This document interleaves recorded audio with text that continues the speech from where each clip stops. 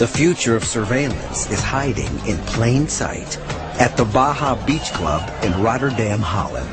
This may look like a regular party, but it's no normal club. The Baja has an elite group of special VIPs who are different from other clients. They need no identification and no cash to buy drinks or food. To enter the club, all they have to do is offer up an arm to a scanner.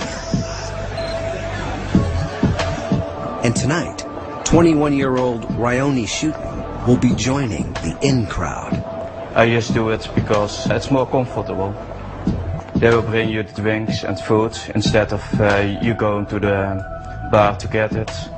But before he can party, Ryoni has a doctor's appointment. He's getting an electronic chip implanted in his arm. It's called radio frequency identification. An RFID chip is a small device that transmits a radio signal that's read by a scanner.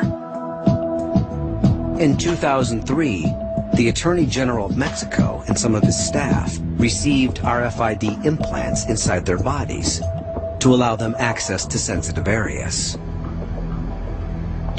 While it's not yet commonplace, Ryoni's doctor has implanted nearly 100 chips.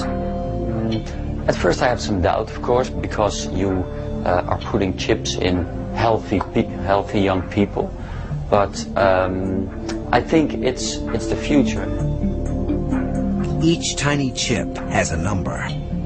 A scanner connected to a database can instantly reveal who the person is and much more. Technically, there's no limit to the information the database can hold. This is the needle with which I'm gonna implant the chip.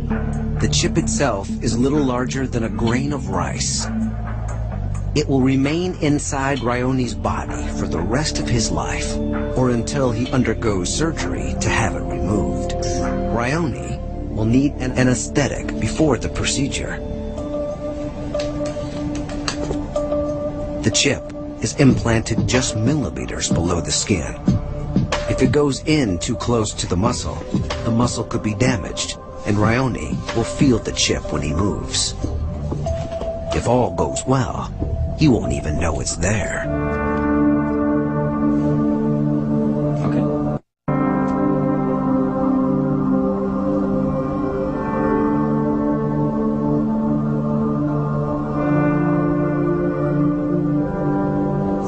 Get the needle out and we're ready.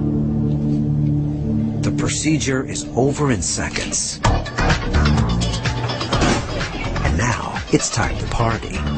Although others have to pay cash at the entrance, when Ryoni arrives, his name and number instantly identify him as a VIP member of the club. He makes his way to the VIP deck and uses his implant to buy a drink.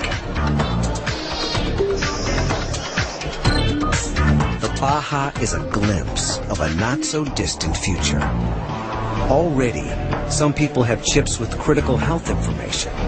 Some think that soon everyone will have a chip that will identify them and allow a new form of surveillance. Joe Van Galen manages the club and likes to keep an eye on everyone, especially his chipped VIPs. I think that in 20 years it will be a normal thing. I think when you get born you get a chip, and it will stay in your body for the rest of your life, and you get all kind of information on it. So if you got a problem, you read the chip and then they know who you are. Implanted ID chips may be just the beginning. Future chips could be coupled with GPS tracking technology, making it possible to locate anyone, anytime, anywhere.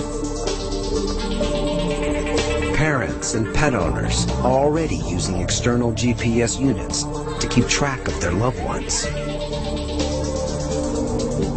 In the U.S., approximately 7,500 criminals are monitored by GPS. And these devices are only getting smaller. Although GPS implants aren't currently available, it might be only a matter of time before every criminal, perhaps even every citizen, has an ID chip. Once the stuff of science fiction, these surveillance technologies are becoming reality. But the more amazing they get, the more controversies they create.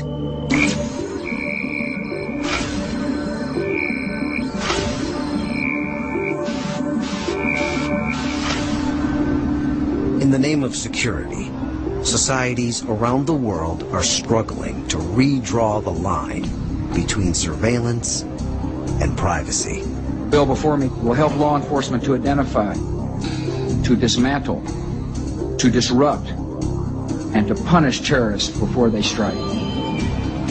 Just months after the 9/11 attacks, President Bush secretly ordered the government to listen in on some Americans' phone calls without getting warrants. Technically, snooping on communications is not difficult. Almost every phone call, fax, and email passes through a network of towers and satellites. This digital data can be intercepted with listening dishes or by using spy satellites. The U.S. alone has more than 30,000 eavesdroppers scattered around the world, working with at least 100 spy satellites. Every 3 minutes, they collect enough information to fill the Library of Congress. Governments tell us these technologies make us safer. But where is it all leading?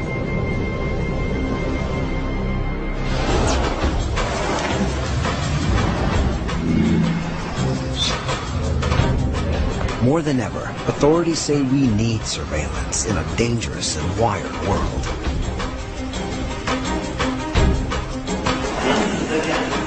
Even 500,000 cameras couldn't stop the London bombings.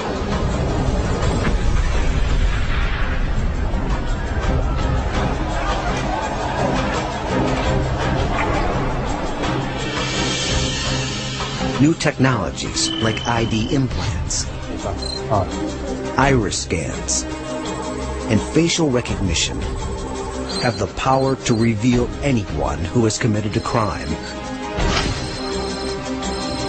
or crossed a border illegally. But they also have the power to invade our privacy. In the future world of total surveillance, there may be nowhere to hide.